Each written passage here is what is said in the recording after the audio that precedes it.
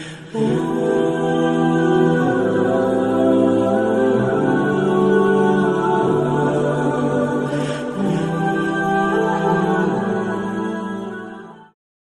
چونکہ یوم آزادی ہے تو اس حوالے سے میں کچھ تھوڑی بہت گفتگو شروع میں کر دوں ایک کرنٹ افیئر کے طور پر۔ آج الحمدللہ پاکستان کا 75 نمبر اینیورسری ہے آزادی کی۔ ویسے تو یوم آزادی آج 76 ہے، لیکن سال جو ہیں وہ 75 ہوئے ہیں، کیونکہ 1947 والا جو 14 اگست تھا اگر اس سے گنے تو 76 بنتے ہیں، سال 75 ہوئے ہیں۔ اسی کو ہم ڈائمنڈ جوبلی بھی کہتے ہیں۔ اس موقع کے اوپر بالخصوص پاکستانی قوم جو پاکستان میں ہے یا باہر کے ملکوں میں محنت مزدوری کرنے کے لیے گئے ہیں ان کو، اور بالعموم ہم پوری امت مسلمہ کو مبارکباد پیش کرتے ہیں، اور سب سے یہ ریکویسٹ کریں گے کہ اللہ کے حضور اس نعمت کا شکر ادا کریں۔ دیکھ لیں آپ ہمارے پڑوسی ملک انڈیا کے اندر مسلمانوں پہ کیا ظلم ہو رہا ہے۔ پہلے وہ ظلم صرف آکوپائڈ کشمیر تک تھا، لیکن اب تو جب سے یہ بدماش مودی حکومت آئی ہے اس کے بعد سے تو پورے ملک کے اندر مسلمانوں کا جینا دوبر کر دیا انہوں نے۔ اس کے علاوہ بھی جو آزادی ہمیں یہاں پہ حاصل ہے، خصوصاً مذہبی آزادی، یہ الگ بات ہے کہ مولویوں کا طبقہ یہاں پہ کافی مضبوط تھا، اس کی وجہ سے وہ اختلاف رائے برداشت نہیں کرتے تھے، لیکن اب کافی حد تک ان سب کا سافٹ ویئر اپ ڈیٹ ہو چکا ہے الحمدللہ۔ ان تمام کمزوریوں کے باوجود پاکستان کی صورتحال at least freedom of expression کے پوائنٹ آف ویو سے، دین کی تبلیغ کے اعتبار سے دنیا میں سب سے سازگار جگہ مسلمان ملکوں میں یہی ہے۔ غیر مسلم ملکوں میں تو آپ کو پتہ ہے ویسے ہی بڑی آزادی ہے، یہاں بھی کسی کی جان کو خطرہ ہوتا ہے تو یورپ اور امریکہ میں جا کے پناہ لیتے ہیں، پھر وہاں جا کر وہ کس منہ سے انہیں یہ کہیں گے کہ اسلام میں آ جاؤ اور اسلام امن کا دین ہے؟ وہ کہیں گے تو اپنی جان بچانے کے لیے ہمارے پاس آیا ہوا ہے، ہماری جان کو بھی ولنریبل کرنا ہے تو نے۔ البتہ جتنے مسلمان ملک ہیں ان میں سب سے زیادہ اگر کوئی مذہبی آزادی ہے نا کسی ملک کے اندر تو پاکستان ہے، ورنہ آپ سعودیہ کے اندر، ایران کے اندر، جو مذہبی قسم کے بھی ملک ہیں ان کے اندر بھی آپ ایک خاص ریڈ لائن کو کراس نہیں کر سکتے، اور وہ ریڈ لائن بھی ان کی خود ساختہ بنائی ہوئی ہے، چاہے وہ قرآن و سنت میں بھی لکھا ہوا ہو۔ خصوصاً ہمارا یہ پلیٹ فارم جس طرح کی باتیں کر رہا ہے، یہ تو نہ سنیوں کو ہضم ہوتی ہیں نہ شیعہ کو ہضم ہوتی ہیں۔ جس کے مفاد کے اوپر ضرب پڑتی ہے وہ کہتا ہے جی انجینئر صاحب جو ہیں وہ بڑی زیادتی کر رہے ہیں ہمارے ساتھ۔ یہ کوئی نہیں کہتا کہ یہ جو کچھ کہہ رہا ہے یہ بالکل ٹھیک کہہ رہا ہے، لکھا یہ ہوا ہے، لیکن چونکہ ہمیں اس سے تکلیف ہوتی ہے اس لیے یہ انتشار ہے۔ تو وہی بات ہے کہ اگر اس کی وجہ سے انتشار ہو رہا ہے یا یہ گند کو ہائی لائٹ کرتا ہے تو یہ سارا گند تو آپ کے بزرگوں کا ڈالا ہوا ہے، ہم تو صاف کر رہے ہیں۔ تو صفائی کرتے وقت تعفن تو اٹھے گا، اس کی بدبو تو آئے گی، لیکن انشاءاللہ ایک دفعہ صفائی ہو جائے گی تو پھر آئندہ کے لیے انشاءاللہ سکون ہو جائے گا۔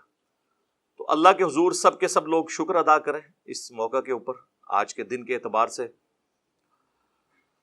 دوسرے نمبر پہ میں خصوصاً جو حکمران ہیں ان کی ذمہ داری ہے کہ وہ اپنی جو مخالف جماعتیں ہیں ان کو ساتھ ملا کر، جس طرح انہوں نے بڑی محنت سے یہ ایک حکومت بنا لی ہے، تو ابھی بھی جو اپوزیشن کے اندر جماعتیں بیٹھی ہیں انہیں بھی ساتھ ملائیں اور دو کام کریں جو میں اکثر کہتا ہوں، ایک چارٹر آف ڈیموکریسی اور دوسرا چارٹر آف اکانومی لکھ لیں، میثاق جمہوریت اور میثاق معیشت۔ اس کا فائدہ یہ ہوگا کہ آمدہ سے کوئی انفیئر مینز کے ذریعے دوسرے کی حکومت نہیں گرائے گا۔ جس طریقے سے آپ کو پتا ہے 2017 میں ایک حکومت گری اور پھر ابھی عمران خان صاحب کی حکومت کو بھی گرایا گیا، یہ حرکتیں نہیں ہوں گی۔ پھر وہ کہتے ہیں آئینی طریقہ ہے، وہ ہمیں پتہ ہے کہ کتے کو حلال کرنا جس طرح مولویوں کو آتا ہے، اسی طریقے سے آئین کے اندر کوئی شک تلاش کر کے اور حکومت کو الٹنا، یہ ہمارے پولیٹیشنز کو آتا ہے، ان کو پتہ ہوتا ہے کہ جو کچھ یہ کر رہے ہیں۔ تو یہ فائدہ ہوگا کہ اس طرح کسی کی ٹانگیں نہیں کھینچی جائیں گی. دوسرا, اگر معیشت کا چارٹر لکھا گیا, پھر کوئی حکومت یہ نہیں کہے گی کہ یہ تو پچھلی حکومت نے معاہدے کیے ہوئے تھے, ہمیں تو ملک ملے ہی دیوالیہ, ہم ہوتے تو اچھی ٹرمز پہ کرتے. جس طرح بھی یہ آج کی حکومت کہہ رہی ہے جی آئی ایم ایف کے ساتھ معاہدہ عمران خان صاحب نے کیا تھا. اب اگر اس وقت عمران خان صاحب, اس وقت کے اپوزیشن لیڈر شہباز شریف صاحب جو آج کل پرائم منسٹر ہیں, ان کی بات مان لیتے, جو انہوں نے قومی اسمبلی میں تقریر کرتے ہوئے کہا تھا کہ ٹھیک ہے ہم ویسے اختلافات اپنی جگہ, ہمیں میثاق جو معیشت ہے یہ لکھ لینا چاہیے, تو پھر یہ بھی ان کو کسی صورت گلا نہ کر سکتے. چلیں اب بھی میں رات کو دونوں پرائم منسٹرز کی تقاریر سن رہا تھا, جو موجودہ پرائم منسٹر ہیں پی ٹی وی والے اور جو دوسرے پرائم منسٹر ہیں سوشل میڈیا والے, یعنی شہباز شریف اور عمران خان صاحب. تو ایک ویسے میرے دماغ میں خیال آیا کہ کیا ہی اچھا ہوتا کہ یہ ایک جگہ پہ بیٹھ کے دونوں اپنی اپنی باتیں کر رہے ہوتے, بجائے ایک دوسرے کے خلاف کر رہے ہوتے, لیکن ایک فورم پہ بیٹھے ہوتے, اپنا اپنا موقف عوام کے سامنے رکھتے. آپ امریکہ میں دیکھیں کتنے سخت قسم کے انتخاب میں جو حریف ہیں وہ سامنے آتے ہیں, لیکن جب الیکشن کے رزلٹ آتے ہیں وہ ایک دوسرے کو تسلیم کرتے ہیں بڑے اچھے طریقے سے. یہ ایک ٹرمپ کی مثال ہی تھوڑی سی عجیب ہے, ادروائز اوور آل امریکہ کی ہسٹری میں آپ کو کوئی اس قسم کی چیزیں, لیکن وہاں بھی ایسا نہیں ہوا کہ انہوں نے کوئی حکومت الٹ دی ہو. جس دن ٹرمپ نے حلف اٹھایا تھا پورے امریکہ کے اندر آپ کو پتا ہے احتجاج ہو رہے تھے, لیکن یہ نہیں ہوا کہ اس کی حکومت ختم ہو گئی ہے, جمہوریت کو کوئی خطرہ نہیں ہوا. اور جس دن جو بائیڈن نے حلف اٹھایا ہے, ٹرمپ کے ماننے والے جو لوگ تھے وہ احتجاج کر رہے تھے, لیکن اس سے حکومت نہیں گری. حکومتیں ایسے گرنی بھی نہیں چاہیے. تو یہ چارٹر آف ڈیموکریسی اور چارٹر آف اکانومی لکھ لی جائے تو پاکستان کے 90% مسائل حل ہو جائیں گے. اس کے بعد ہی کوئی حکومت اچھی چیزیں عوام کو ڈیلیور کر سکتی ہے. ظاہر پالیسیز بنانی ہے تو وہ ظاہر اکانومی میں ہی آتی ہے نا. ہمارا اس وقت سب سے بڑا مسئلہ جو ہے بھوک پڑی ہوئی ہے, ہمیں اپنی فوج کو دینے کے لیے, سرکاری ملازمین کو دینے کے لیے تنخواہیں نہیں ہیں, اس کے لیے ہم آئی ایم ایف سے قرضے مانگتے ہیں. اور یہ وہ قوم ہے جو قرضہ ملنے کے اوپر خوش ہو رہی ہوتی ہے. اندازہ کریں کہ اتنے ڈالر آ گئے تو اب یہ ہو جائے گا, بھئی اتارنا بھی ہے اسے. یہ تو نہیں ہو سکتا کہ وہ آپ سے قسط مانگیں اور آپ کہیں کہ آیا جے غوری, انج نہیں دنیا دے کام چل دے, آیا جے غوری. کیڑی دنیا چ رہ رہے ہو اللہ دے بندے ہو, وہ گل کرنے والی کرو. ایک تو یہ کام ہے جو کیا جائے حکمرانوں کے پوائنٹ آف ویو سے اور اپوزیشن کے پوائنٹ آف ویو سے, بجائے اپنی اپنی قوموں سے خطاب کرنے کے ایک جگہ بیٹھ کے. آپ دونوں تو الگ ہیں, لیکن جس قوم سے آپ خطاب کر رہے ہیں وہ تو ایک ہے نا, تو اکٹھے ایک جگہ بیٹھ کے خطاب کریں, اپنا اپنا پوائنٹ آف ویو بیان کریں. اس وقت چاہے حکومت ہو چاہے اپوزیشن ہو, ان دونوں نے اپنے ساتھ وہ لوگ بٹھائے ہوئے ہیں کہ جن کو یہ ماضی میں خود گالیاں نکالتے رہے. رات کو پرویز الہی صاحب نے بھی تو تقریر کی ہے نا, جو سٹنگ چیف منسٹر ہیں.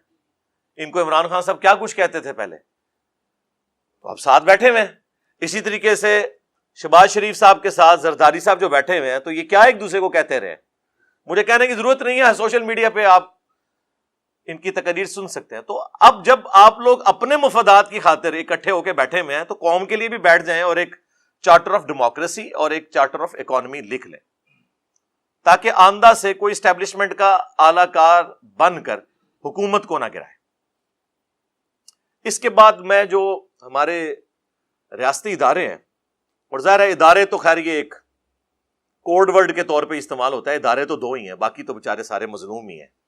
چاہے پولیس ہو چاہے اٹامک انرجی کا ادارہ ہو, ادارے دو ہی ہیں پاکستان کے اندر, فوج اور عدلیہ. تو اس لیے میں نام لے کے کہوں گا کہ فوج اور عدلیہ, ان دونوں کو بھی اپنی حدود کراس نہیں کرنی چاہیے. اور یہ باتیں ہم اس وقت سے کر رہے ہیں کہ جب خود وہ جماعتیں جو آج بڑی اینٹی اسٹیبلشمنٹ بنی ہوئی ہیں ان کی گود میں بیٹھی ہوئی تھی. ہم اس وقت بھی کہتے تھے کہ اس کا رزلٹ بڑا غلط نکلے گا, اور وہ نکلا ہے, آپ کو پتا ہے. تو یہ دو ادارے جو ہیں فوج اور عدلیہ, یہ بجائے سیاست میں مداخلت کرنے کے، اور اب تو خود بھی کہہ رہی ہے فوج، بار بار اعلان توبہ کر رہی ہے، لیکن ان کی توبہ قبول نہیں کی جا رہی پاکستانی عوام کی طرف سے. اس وقت پاکستانی عوام میں کوئی بھی بندہ نہیں ہے، کوئی جماعت ایسی نہیں ہے جو دل سے فوج کے حق میں دو جملے بولنے کے لیے تیار ہو. یہ جو کچھ بول رہے ہیں اوپر اوپر سے بول رہے ہیں، یہ آپ کو بھی پتا ہے. کچھ عرصہ پہلے نون لیگ کا جو بیانیہ تھا، آج بھی ان کا وہی ہے. وہ تو اپنے مفادات کی خاطر ظاہر ایک انہوں نے لبادہ اوڑا ہوا ہے. اسی طریقے سے عمران خان صاحب نے بھی جو پچھلی حکومت میں لبادہ اوڑا ہوا تھا نا، وہ مفادات کی خاطر اوڑا ہوا تھا. ورنہ آج جو عمران خان صاحب باتیں کر رہے ہیں نا، عمران خان صاحب کا شروع سے یہی بیانیہ ہے. 2001-2 کی آپ ذرا تقریریں سنیں، جو مشرف صاحب کو لتاڑا کرتے تھے، جو کچھ انہوں نے اپنی کتاب میں لکھا، یہ تو لے آئے تھے کہ ساڈا بندہ ہے، لیکن انہوں نے دسیا تہاڈا بندہ نہیں، میں اللہ دا بندہ ہوں. ٹھیک ہے، تو اس کا نقصان ہی ہوا ہے نا. اور پھر دیکھیں کہ جب آپ سیاست میں مداخلت کرتے ہیں، چاہے فوج یا عدلیہ، آپ اپنے کام کوئی نہیں کر رہے ہوتے. پاکستان کا ایک ہی مسئلہ ہے کہ ہر کوئی دوسرے کا کام کر رہا ہے. ایک مسئلہ ہے. وہ ہمارے جو ایکس چیف جسٹس صاحب تھے، کبھی ہاسپٹل میں پہنچے ہوتے تھے، پھر انہوں نے کہا تھا میں نے ریٹائر ہو کے جو ہے وہ ڈیم فنڈ کے لیے جو ہے وہ خیمہ لگا لینا ہے وہاں پہ، پوری قوم کو بڈ بنا کے چلے گئے. ابھی تک بینکوں کے باہر جو ہے نا ان کے وہ لگے ہوئے ہیں چندہ فنڈ کے بینرز. لیکن اس سے کوئی پوچھ لے کہ سر یہ بتائیں کہ اس وقت پینڈنگ کیسز کتنے ہیں، تو وہ آپ کے اوپر توہین عدالت لگا دیں گے. آپ کون ہوتے ہیں پوچھنے والے؟ بھائی ہم وہ ہوتے ہیں پوچھنے والے کہ ہمارے ٹیکسز سے آپ لوگوں کی عیاشیاں فلفل ہو رہی ہیں. آپ لوگ 12 15 لاکھ پینشن لے رہے ہیں اور لائف ٹائم سیکیورٹی لے رہے ہیں. تنخواہیں اور پریویلیجز تو چھوڑ دیں، ہم بھی پوچھنے والے ہیں. آپ ملازم ہیں، ہم کوئی غلام ہیں؟ ہاں آپ غلام ہیں پاکستانی عوام کے. میں سرکاری ملازمت الحمدللہ 19 گریڈ میں نے ریٹائرمنٹ لی ہے. میں آج بھی کہتا ہوں ہم پاکستانی عوام کے غلام ہیں. بلکہ میرے آفس میں جب کوئی کہتا تھا نا ملک و قوم کی خدمت کریں، میں نے کہا یہ کون سا یار تماشا لگایا ہوا ہے ملک و قوم کی خدمت؟ جی اٹامک انرجی والے ملک و قوم کی خدمت کر رہے ہیں، مفت کر رہے ہو، تنخواہیں لے رہے ہو، گاڑیاں لی ہوئی ہیں، ہاؤس رینٹ لے رہے ہو، لائف ٹائم پینشن لوگے. یہ کون سی ملک و قوم کی خدمت ہو رہی ہے؟ یہ اسی طرح کی خدمت ہے جس طرح علماء کہہ رہے ہیں ہم دین کا کام کر رہے ہیں. چندوں پہ خدمت کون سی ہے؟ تنخواہ لے رہے ہو، یہ کون سی بات ہوئی؟ تو یہ اپنے کام نہیں کرتے. جس طرح عدلیہ کی پالیٹکس میں انوالومنٹ کی وجہ سے پاکستان میں کروڑوں لوگ افیکٹنگ ہیں، کیسز کے فیصلے نہیں ہو رہے، بندے مر جاتے ہیں جیل میں، بعد میں 22 سال بعد پتا چلتا ہے بندہ بے قصور تھا. دادا کیس کرتا ہے اور پوتا اس گھر میں شفٹ ہوتا ہے، اور بعض اوقات وہ بھی نہیں ہوتا. میرے اپنے کچھ کیسز پینڈنگ پڑے ہوئے کئی سالوں سے بڑی عدالتوں کے اندر، چھوٹی تو چھوڑ دیں آپ. دوسری طرف فوج بھی جب پالیٹکس میں مداخلت کرے گی، میں اکثر سوچتا ہوں کہ پاکستان کی جو پولیٹیکل سچویشن ہے، خصوصاً کچھ عرصے سے جو عمران خان صاحب کو نکالے جانے کے بعد بنی ہوئی ہے، میں سوچ رہا تھا کہ ہماری جو فوج کی قیادت ہے، جو بڑے ہیں، وہ شام کے وقت جب بیٹھتے ہوں گے تو وہ اپنے کاموں کو سوچ رہے ہوں گے یا یہ پالیٹکس کو ڈسکس کر رہے ہوں گے؟ آپ کا کیا خیال ہے ویسے بتائیں مجھے. ظاہر ہے ان کو یہی خطرہ ہوگا آج فلانے نے ساڑھے خلاف بیان دے دیتا، آج فلانے نے دے دیتا. ایسی صورتحال کے اندر جو اصل کام ہے فوج کا اور اداروں کا، وہ بیچارے کس حد تک کر سکیں گے؟ اور یہ بیچارے میں وہ خود ان کا اپنا بھی قصور ہے، میرے بیچارے کوئی نہیں نے. تو اس وقت دل سے کوئی جماعت بھی ان کے لیے ایک جملہ ہمدردی کا بولنے کے لیے تیار نہیں ہے، الٹا خلاف کمپین چلا رہے ہیں. یہ بھی جو کچھ آپ کو پتا ہے، وہ ہیلی کاپٹر میں کچھ فوجی شہید ہوئے اور کس طرح پھر کمپین سوشل میڈیا کے اوپر چلی. اور یہ تو وہ ہے جو آپ کو نظر آ رہی ہے. آپ لوگوں سے پوچھیں، آپ ہوٹلوں پہ جا کے ٹیبل ٹاک کریں، آپ کو اندازہ ہوگا کہ میں نے تو اپنی زندگی کے اندر کبھی بھی اداروں کے لیے وہ نفرت نہیں دیکھی ہے جو اس وقت ہے. ایک پی ٹی آئی بچی ہوئی تھی نا جو دفاع کر رہی تھی, آج سب سے زیادہ ان کی زبانیں کھلی ہوئی ہیں فوج کے خلاف. رہ گئی نون لیگ, پیپلز پارٹی, JUIF. وہ اگر کوئی جملہ بولیں گے بھی تو بس جنہوں کہتے ہیں گونگلواں تو مٹی چاڑنے واسطے, اندر سے وہ بھی خوش ہیں کہ ٹھیک ہو رہا ہے نا. ہاں, تو یہ ہے ملکوں کی تباہی کا آغاز کہ جب پاکستان کے ادارے پاکستان کی عوام کی نظر میں بے عزت ہو جائیں, بے توقیر ہو جائیں. آپ لوگ سمجھ رہے ہو, شاید کسی کو وسوسہ آ جائے کہ ہم کوئی ان کے ایجنڈے کے اوپر بات کر رہے ہیں. نہیں میرے بھائی, ان کے ایجنڈے پہ بات کر رہے ہوں تو ہم مجرم عوام کو قرار دیں. ہم تو کہہ رہے ہیں یہ آپ کی ہوئی آگے آئی ہیں, عوام مجرم نہیں ہے. ہمیشہ بڑے اور لیڈرز مجرم ہوتے ہیں جس طرف عوام جاتی ہے, ان کی پالیسیز کا رزلٹ یہ نکلتا ہے. جس طرح ہم نے نان اسٹیٹ ایکٹر پال کے جو کچھ نکالا رزلٹ, FATF کی تلوار لٹکی, ٹھیک ہے جی, پھر جو کل تک ڈان لیگز تھی وہ پاکستان کی پالیسی بن گئی. تو سمجھ آئی نا کھا کے کہ ہاں یار یہ کام نہیں ہونا چاہیے, صرف فوج کا کام ہے. پھر ضرب عزم بھی, رد الفساد بھی, یہ ساری چیزیں ہوئی. اور اب جو ہے وہ DGISPR کی آدھی پریس کانفرنس یہ ہوتی ہے کہ ہمارا سیاست سے کوئی تعلق نہیں, ہمارا سیاست سے کوئی تعلق نہیں. سرکار یہ روزانہ 100 دفعہ آپ تسبیح کھینچے نا, 100 دفعہ, ہاں, اور 100 سال تک کھینچتے رہے, پھر بھی اس قوم کو یقین نہیں آنا جب تک پریکٹیکلی آپ اس کو امپلیمنٹ کر کے نہیں بتائیں گے. یہ ذہن میں رکھیے گا. اس طرح نہیں, جب تک آپ کچھ کر کے نہیں دکھائیں گے. اور پھر آج تو سوشل میڈیا اتنا پاورفل ہے کہ کسی کی کوئی بات چھپی بھی نہیں رہ سکتی.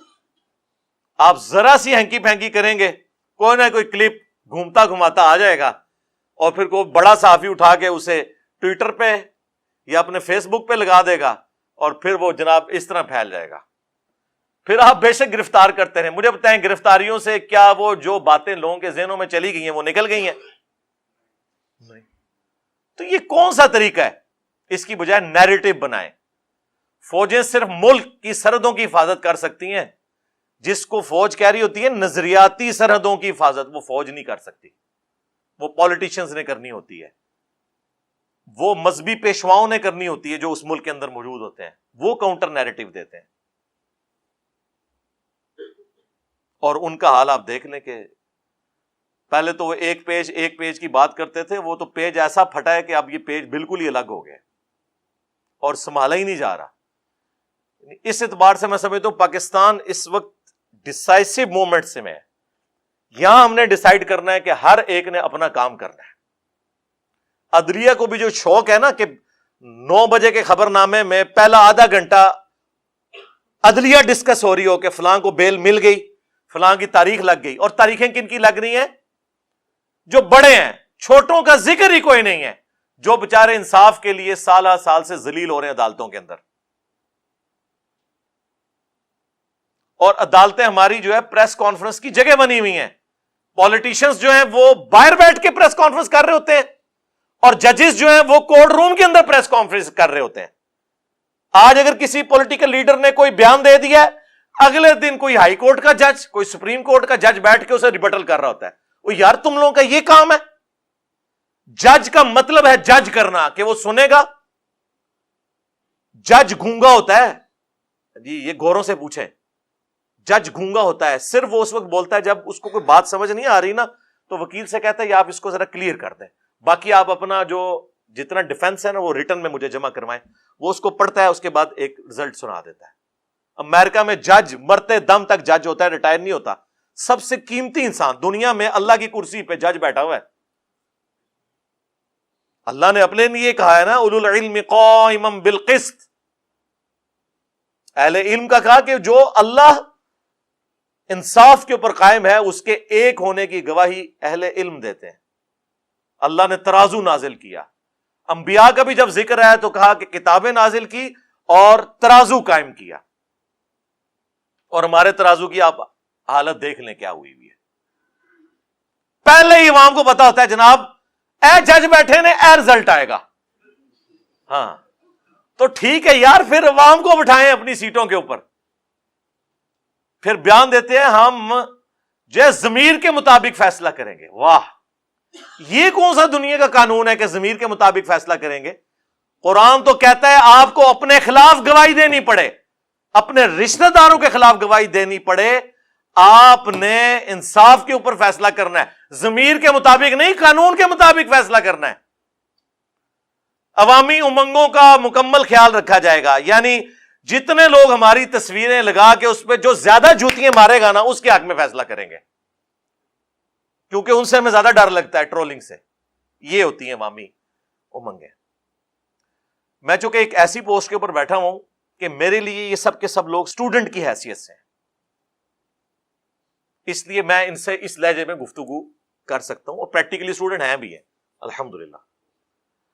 تو کوئی تو ہونا چاہیے نا جو بڑوں کے بھی کان کھینچے کہ یار آپ لوگ کیا کر رہے ہیں، کیونکہ صحافیوں کے اوپر تو پھر یہ مقدمات بنا دیتے ہیں، کبھی توہین عدالت، کبھی غدار وطن، کبھی کچھ.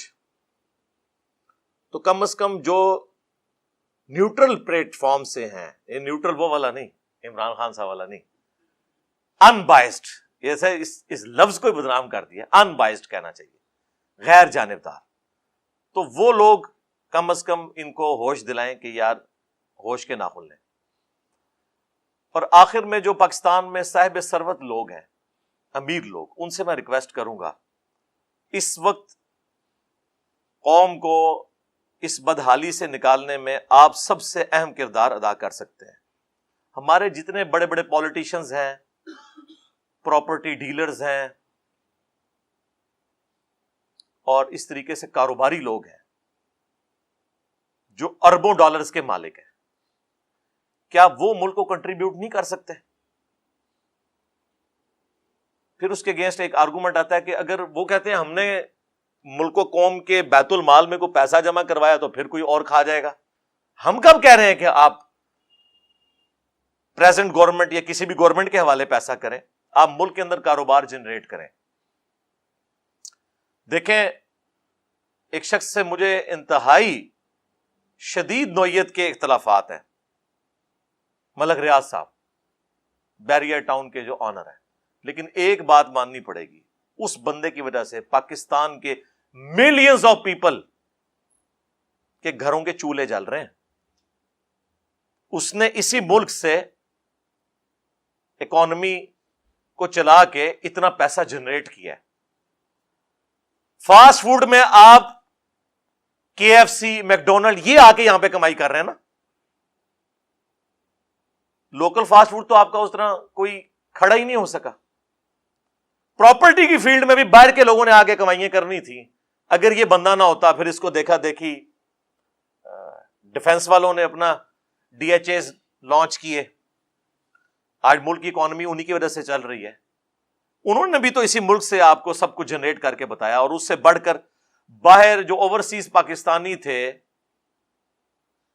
انہیں اس بات پہ مجبور کیا کہ وہ اگر پاکستان نہیں بھی آتے تب بھی کم از کم پاکستان میں ایسی ہاؤسنگ سوسائٹیز موجود ہیں جہاں وہ اپنے مکان بنا سکتے ہیں، کبھی چھٹیاں گزارنے کے لیے آ سکتے ہیں. باقی مجھے بتائیں، یہ پاکستان میں جو عام شہروں کی حالت ہے رہنے والی، کراچی لے لیں، لاہور لے لیں، فیصل آباد لے لیں، صرف ایک اسلام آباد کچھ کہہ سکتے ہیں کہ بہتر ہے، وہ بھی بارش کے دنوں میں اس کا بھی پول کھل جاتا ہے. وہ تو نیچرل سلوپ پہ نہ ہو تو وہاں پہ بھی بری حالت ہوئی ہو، لیکن اس کے باوجود وہاں پہ بھی نالے جب ابلتے ہیں نا تو وہ پلوں کے اوپر سے جا رہے ہوتے ہیں. ظاہر نالے چھوٹے ہیں اور پیچھے سے پورا مارگلا ہلز کا پانی آتا ہے. میں تو F10 میں خود بھگتتا رہا ہوں نا، مجھے تو پتا ہے اس چیز کا. لیکن یہ دیکھیں، اسی ملک سے سب کچھ کیا ہے نا. تو یہ جو صاحب ثروت لوگ ہیں، ماشاءاللہ انہوں نے کاروبار جنریٹ کیا، اور کاروبار جنریٹ کریں، یہاں لوگوں کو روزگار ملے، پلس وظیفے لگائیں ایسے بچوں کے جو پڑھ سکتے ہیں لیکن ان کے پاس پیسے نہیں ہیں، ان کی تعلیم کا خرچہ اٹھائیں. پاکستان میں ایک ذریعہ ہے پاورٹی سرکل سے غریب قوم کو نکالنے کا، وہ تعلیم ہے. ہم خود لوور مڈل کلاس ہیں، آج وہ لائف انجوائے کر رہے ہیں جو ہمارے باپ داداؤں نے سوچی بھی نہیں ہوئی تھی. اور فیکٹر صرف ایک یہ ہے کہ پڑھ لکھ کے اس کی وجہ سے ہم نے اپنے خاندان کا جو لیونگ سٹینڈرڈ ہے وہ اپ کر لیا. باقی تو کوئی کاروبار نہیں تھا ہمارا. ہمارے جیسے لاکھوں نوجوان آپ کو پاکستان میں نظر آئیں گے جو پڑھ لکھ کر انہوں نے اپنے خاندان کو پاورٹی سرکل سے باہر نکالا ہے, غربت کے اس دائرے سے. اور تو کوئی ذریعہ نہیں ہے. اب تعلیم بھی اتنی مہنگی ہو چکی ہے کہ ایک غریب آدمی کالج اور یونیورسٹی کی فیس بھی نہیں دے سکتا. میں جب انجینئرنگ یونیورسٹی میں پڑھتا تھا نا 1995 سے لے کے 2000 تک, میری سال کی فیس 3000 روپے تھی, وہ بھی انسٹالمنٹس میں. ایک 1800 کی انسٹالمنٹ 6 مہینے کی اور ایک 1200 کی. پرائیویٹ یونیورسٹی اس وقت بھی لاکھوں میں تھی, اور یہ 3000 میں پورے سال کا ہاسٹل کا خرچہ, صرف کھانے کو آپ نکال دیں. ہاسٹل میں بجلی کا, پانی کا, رہائش کا, صفائی, سب کچھ اس میں شامل. آج بھی سرکاری جو یونیورسٹیز ہیں ان کا خرچہ دیکھا جائے تو بہت کم ہے, لیکن ظاہر وہ ٹیکسز سے ہو رہا ہوتا ہے نا. لیکن اگر آپ امیجن کریں کہ اب سرکاری یونیورسٹیز میں کتنے لوگوں کو داخلہ ملے گا, اتنا میرٹ ہائی ہو چکا ہے. تو پرائیویٹ یونیورسٹیز میں تو غریب آدمی تو اپنے بچوں کو پڑھا نہیں سکتا, تو ایٹ لیسٹ یہ صاحب ثروت لوگ جو ہیں وہ ان لوگوں کی تعلیم کا خرچہ اٹھائیں. پھر ایسی ٹریننگز دی جائیں خصوصاً کمپیوٹر کی فیلڈ میں. اب تو فری لانسنگ کا دور ہے. میں حیران ہوں کہ بنگلہ دیش میں 6 ملین لوگ, 60 لاکھ لوگ, بچے 20 سے 30 سال کی عمر کے, ان کا جو ذریعہ معاش ہے نا وہ فری لانسنگ ہے. ہنر سیکھا ہوا ہے, کمائی کر رہے ہیں. بنگلہ دیش دنیا میں دوسرے نمبر پہ آ گیا ہے فری لانسنگ کے پوائنٹ آف ویو سے, چائنا کے بعد. ہم کہتے تھے جناب غریب قوم ہے, اور کسی کو مثال دی جاتی تھی نا تو کہا جاتا تھا تیری 2 ٹکے کی بھی اوقات نہیں ہے. آج 2 ٹکے جو ہیں وہ پاکستان کے 4 روپے کے برابر ہیں, جو آپ 2 ٹکے کہا کرتے تھے. حالانکہ ان کے پاس ریسورسز بہت کم تھے. اچھا یہ میں کوئی جیلسی میں بات نہیں کر رہا, مجھے تو بڑی خوشی ہوتی ہے. بنگلہ دیش ترقی کرے, پھلے پھولے, ہمیں خوشی ہوتی ہے کہ ٹھیک ہے یار, ایک غم تھا وہ ہم سے الگ ہوئے. لیکن جس طرح کبھی ماں باپ بھی یہ کہتے ہیں کہ یار ٹھیک ہے بچے ہم سے الگ ہو گئے مجبوراً, لیکن اپنے گھروں میں تو خوش ہے نا. ہمیں تو اس بات کی خوشی ہے, وہاں پہ بھی کروڑوں مسلمان رہ رہے ہیں. جب ہم الگ ہوئے تھے آبادی برابر تھی, بلکہ ان کی تھوڑی سی زیادہ تھی. آج دیکھیں جناب ماشاءاللہ یہاں تو بارے ہیں. یہ بھی تو بہت بڑا ایٹم بم ہے نا آبادی والا, اور کروڑوں کا ڈفرنس انہوں نے ڈال لیا ہے, کنٹرول کیا ہوا ہے. یہ کون سا طریقہ ہے جی امت میں اضافہ کرنا ہے؟ جی اس طرح کی امت جو نکھٹو قسم کی اضافہ کرنا ہے, تربیت کوئی نہیں کرنی ہے. یہ پتہ نہیں کس نے ان کو پڑھا دیا ہوا ہے. وہ آپ میرے فیملی پلاننگ کے اوپر جو میری ویڈیوز ہیں وہ دیکھ لیں, وہ آج ٹاپک پھر ایک الگ ہے. تو یہ کام کرنے کا ہے. پلس جو میں اکثر کہتا ہوں کہ جو امیر حضرات ہیں خصوصاً جو ڈیفنس میں بیریئر ٹاؤن کے اندر رہ رہے ہیں, جن کے ذاتی مکان ہیں, مہینے کی انکم ان کی 2 لاکھ روپے سے زیادہ ہے, ان کے لیے کوئی مشکل نہیں ہے کہ اپنے گھر کی چھت کے اوپر ایک سولر سسٹم لگا لیں. یہ میں نے بالکل اس طریقے سے, جیسے میں کہتا ہوں نا قرآن پاک آپ نے ترجمے سے پڑھنا ہے تاکہ آپ کے عقائد کی اصلاح ہو. یہ بھی میں نے لکیر بار بار پیٹنی ہے کہ یہ آپ زیادتی نہ کریں باقی قوم کے ساتھ, کہ پاکستان میں 1 یونٹ آلموسٹ 35 سے 40 روپے کا بجلی کا بنتا ہے, جو گورنمنٹ آپ کو 15 سے 20 روپے, اب انہوں نے 24 روپے کر دیا ہے. ابھی بھی گورنمنٹ جو آپ کو بجلی کا یونٹ دیتی ہے نا, 10-15 روپے ہر یونٹ کے پیچھے صدقہ خیرات کے پیسے یعنی ٹیکسز کے پیسے وہ ڈال کے دیتی ہے. ایک امیر بندے کا یہ کام نہیں ہے کہ وہ صدقہ خیرات کے پیسوں سے بجلی لے, وہ تو افورڈ کر سکتا ہے نا یار. 10 kVA کا ایک سسٹم لگا لے, اگر بڑا مکان ہے. چھوٹا مکان ہے 5 kVA کا ایک سسٹم لگا لے.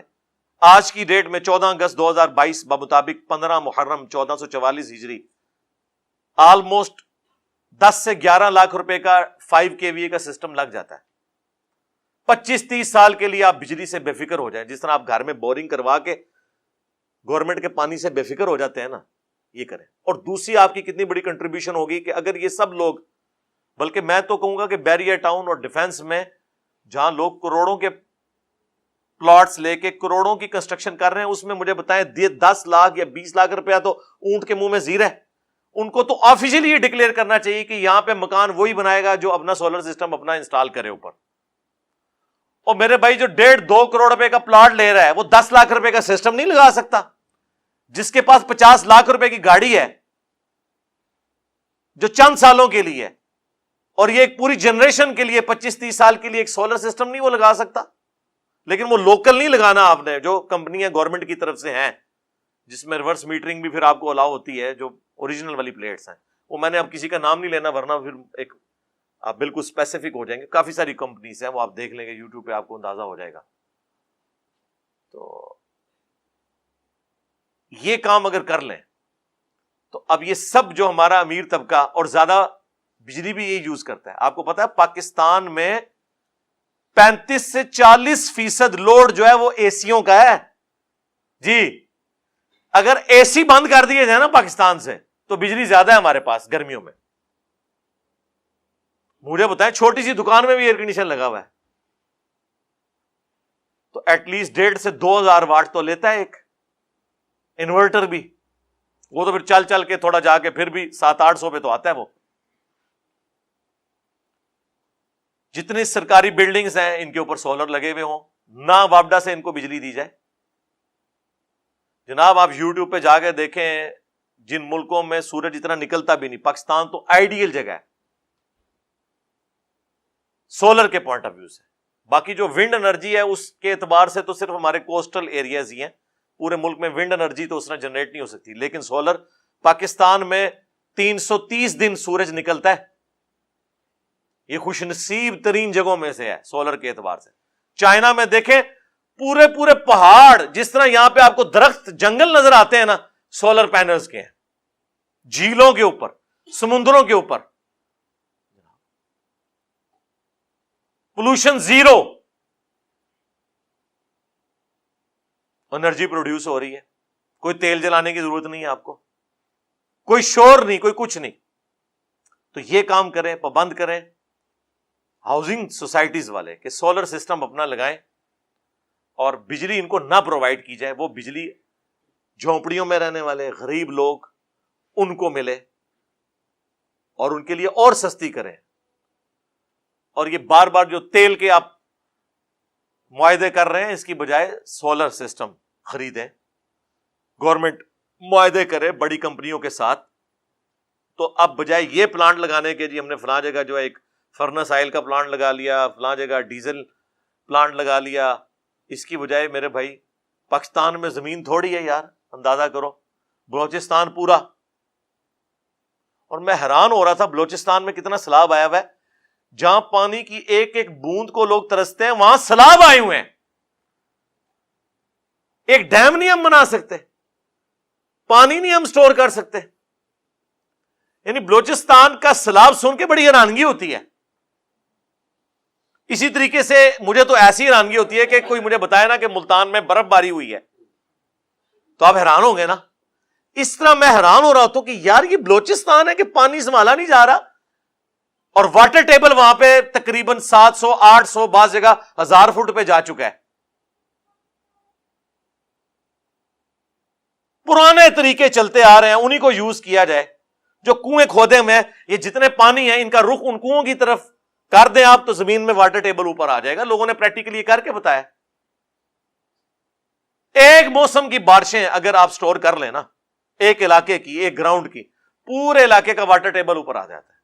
جہاں سٹیڈیم بنے ہوئے ہیں بس اس کو ایک رخ دے دیں اور 2-4 جو کنویں ہیں ان تک پہنچا دیں، کنووں میں پانی ڈالیں، وہ نیچے خود بخود واٹر ٹیبل اوپر آ جائے گا. اسلام آباد میں آپ دیکھیں کئی جگہوں کے اوپر گرمیوں میں بالکل 300-400 فٹ پہ گیا ہوا تھا، جب بارشیں ہوئی ہیں وہ 70-80 فٹ پہ پانی آ گیا. اتنا پانی ہم ضائع کرتے ہیں. پھر جب انڈیا ہمارے خلاف مقدمہ کرتا ہے انٹرنیشنل عدالت میں جا کے تو ہم پھر چیختے ہیں کہ جناب وہ جو ہے نا جی ہمارے خلاف مقدمہ کر رہے ہیں. وہ کہتے ہیں یہ تو پانی استعمال نہیں کرتے تو یہ ضائع کرتے ہیں، ہم استعمال کریں گے. تو بجائے ان کا رونے کے کہ انہوں نے 22 ڈیم بنا لیے، ہم ڈیم بنائیں نا، ہم پانی سٹور کریں اور بہت بڑے ڈیم بنانے کی ضرورت نہیں، چھوٹے چھوٹے بھی ڈیمز بنائے جائیں، پانی کم از کم سٹور تو کیا جائے، پینے کے لیے اویلیبل ہو۔